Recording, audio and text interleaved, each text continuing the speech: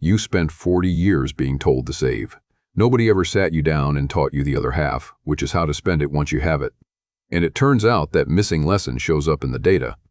About 1 in 3 retirees has more money 18 years into retirement than they had on the day they finished work. Not less than they retired with, more. I want to be careful with that number before I do anything with it because it is doing a lot of work in this episode. It comes from the Employee Benefit Research Institute. They looked at what happened to retirees' non-housing assets across the first 2 decades of retirement using long-running survey data that follows the same households year after year. What they found is that retirees run their savings down very slowly. Measured at the median, people had spent somewhere between about 12% and about 27% of those assets across 2 full decades of retirement. And the group that spent the smallest share was the group that arrived at retirement with the most. Sit with that last part for a second, because it is the whole show. The people with the most money spent the smallest percentage of it. Whatever is going on here, it is not about affordability. I am Sam, and this is a program about how money feels rather than what to do with yours. Nothing here is investment advice, and the right spending level for your household depends on facts I do not have. What I can do is show you a mechanism and let you decide whether you recognize yourself in it. Here is the second number, and this is the one that made me want to make this episode. The same research looked at people who had a pension, a guaranteed monthly income arriving whether they did anything or not, and compared them to people who did not. Over the first 18 years of retirement, the median non-housing assets of the people with a pension went down by 4%. For people without one, the figure was 34%, 4% against 34%. Now, the obvious reading is that people with pensions did not need to touch their savings, and there is truth in that. But look at the size of the gap. A pensioner ended 18 years of retirement with essentially the same pile of money they started with. Not drawn down, not converted into anything, just preserved. And the researchers offer a plain explanation for the reluctance, which is that people do not know how long they are going to live, so they do not know how many years that pile has to cover. That is not irrational. That is the most honest form of caution there is. But I want to add 3 things that I think sit underneath it. And I want to flag clearly that these are my way of thinking about it, not findings from the study. The first one is that saving is a habit, and habits do not know what day it is. For 40 years, the correct answer to almost every money question was, not yet, put it away, you will need it later. That answer was rewarded every single time. The account grew, the anxiety eased slightly, and you learned. Then one Friday you retire, and the correct answer becomes something completely different, and nobody sends you a letter about it. The muscle you built is still there, and it is still firing.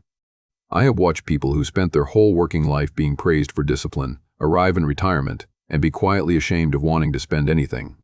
That is not a character flaw. That is 40 years of practice. The second thing is that a balance is not really a number. It is a feeling wearing a number. When you look at that account, you are not reading digits. You are reading a sentence, and the sentence is something like, if something goes badly wrong, I can handle it.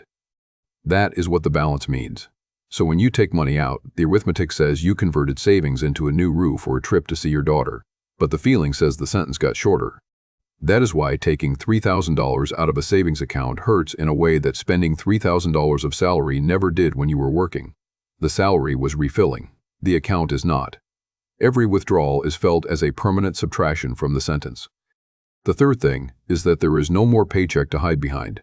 When you were working, money came in on a rhythm, and spending happened in the gaps between arrivals. You never had to decide, in a formal way, to draw down a lifetime of savings. It just flowed. In retirement, every significant purchase becomes an explicit decision to reduce a finite number, and there is no incoming Friday to soften it. Put those 3 together and you get a person with plenty of money who cannot bring themselves to replace the couch. Let me tell you about a couple I think about whenever this comes up. I am changing enough that nobody is identifiable, and the point is the shape of it rather than the details. They retired at 65 with more than they needed, by any measure anybody would apply. He had a pension. She had savings from a career she was quietly proud of. And for 11 years they lived in a house with a bathroom neither of them could use comfortably anymore. The tub was the wrong shape and the step was the wrong height, and a walk-in shower would have cost them a fraction of 1 year's interest. Every time it came up, the answer was the same, not yet. Maybe next year. What if one of us needs care? He died first. She had the bathroom done 4 months later, and she told me, without any bitterness at all, that it had taken her about a week to stop feeling guilty about it. That is the whole thing in one story. There was never a money problem.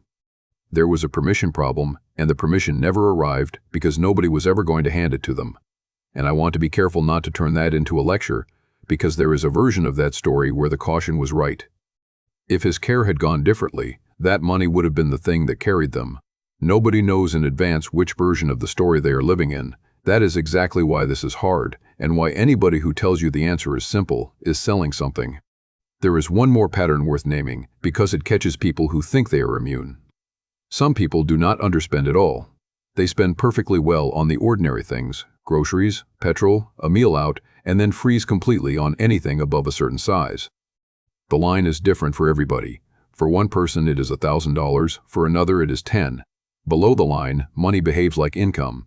Above it, money behaves like the savings account, and the same paralysis appears. If you recognize that, the useful question is not whether you are careful with money. It is where your line sits, and whether you put it there on purpose. Now, I said this is not an advice program, and I mean it. I am not going to tell you to spend more. I do not know your health, your family, what you want to leave behind, or what you are afraid of, and all four of those legitimately change the answer.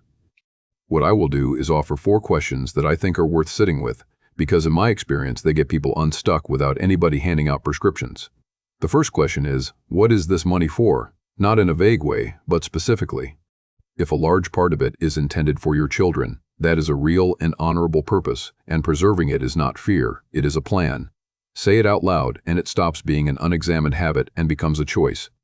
But if you cannot name a purpose, and the honest answer is just in case, then it is worth asking what case, and roughly how much that case would actually cost. The second question is, which of my worries has a number attached, and which does not? Some retirement fears are specific. Long-term care is a real cost, and you can look up what it runs in your county. Home repairs come with estimates. Those you can put a figure on and set aside for. But a worry with no number attached expands to fill whatever space you give it, and it will happily absorb every dollar you own, forever, without ever being satisfied. The third question is, what does this money buy that only works now? There are things you can do at 68 that you cannot do at 85. Not many people regret the trip they took. A lot of people regret the trip they kept postponing until the year it became impossible. That is a category of purchase that has an expiry date on it, and money sitting in an account is very good at making you forget that anything has an expiry date. And the fourth question, which is the hardest one, if you knew with certainty that you had exactly enough, what would you do differently this year? Whatever answer comes up in the 2 seconds after that question is worth writing down. That is the thing your caution is currently paying for. Let me give you one small practical thing, because I do not want to leave this as pure philosophy. If withdrawing feels like bleeding, consider changing the shape of the withdrawal rather than the amount. A single large transfer once a year feels like an event, and events get postponed.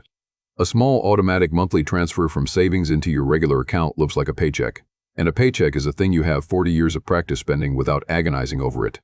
That does not change your finances by a single dollar. It changes what the money feels like when it arrives, and for a lot of people, that is the entire blockage.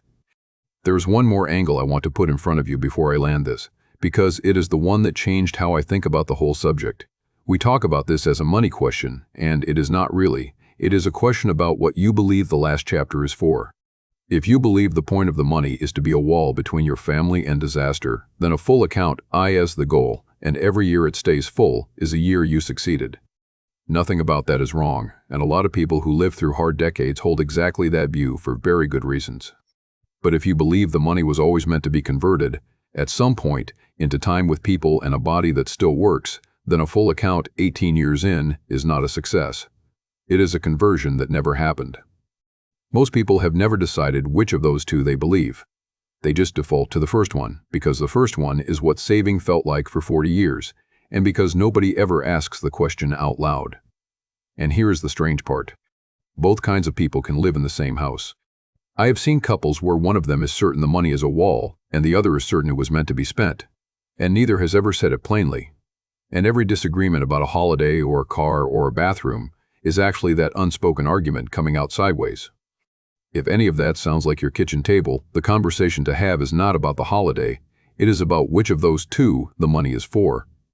That one is worth an evening, and I would say it is worth it before anybody is ill and before anybody is grieving, because after that, the question answers itself in ways nobody chose.